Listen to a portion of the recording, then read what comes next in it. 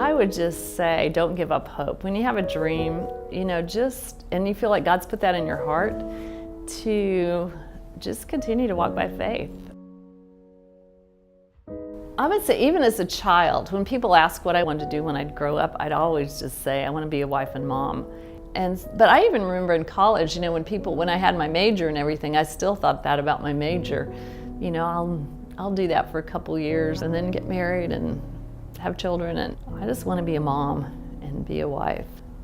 I don't think I ever gave up hope, but there were certainly times when I couldn't see how God was going to do it. So that was hard, to be single for so long. I never got to that point where I just thought singleness was a great joy. And I know God can do it. So, some of my friends are just love being single. So, but I wasn't one of them. So yeah, I got mad.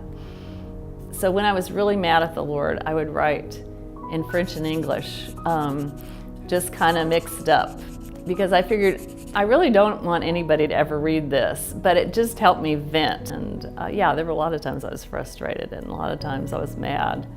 It was like, I'd be happy to be single, but I'd really like you to make me like being single. So that was probably definitely the hard part, being alone.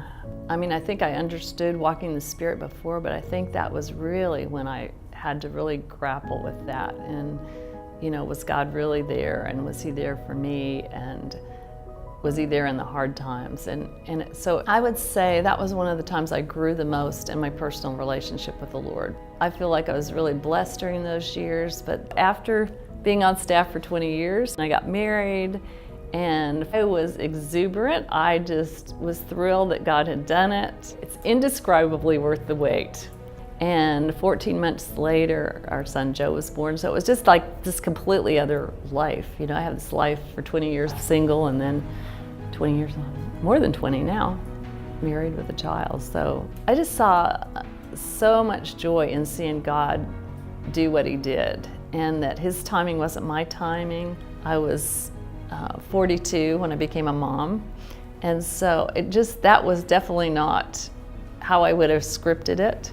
But just to see the answers to all those prayers over the years and how He did it. And that's how I felt when I became a mom, that it was just indescribable to get to see God's fulfillment. And I just saw God's faithfulness through that. And so I think, when God puts a dream in your heart, to just keep believing Him, keep trusting Him, keep your eyes on Him. I feel like He's never let me down.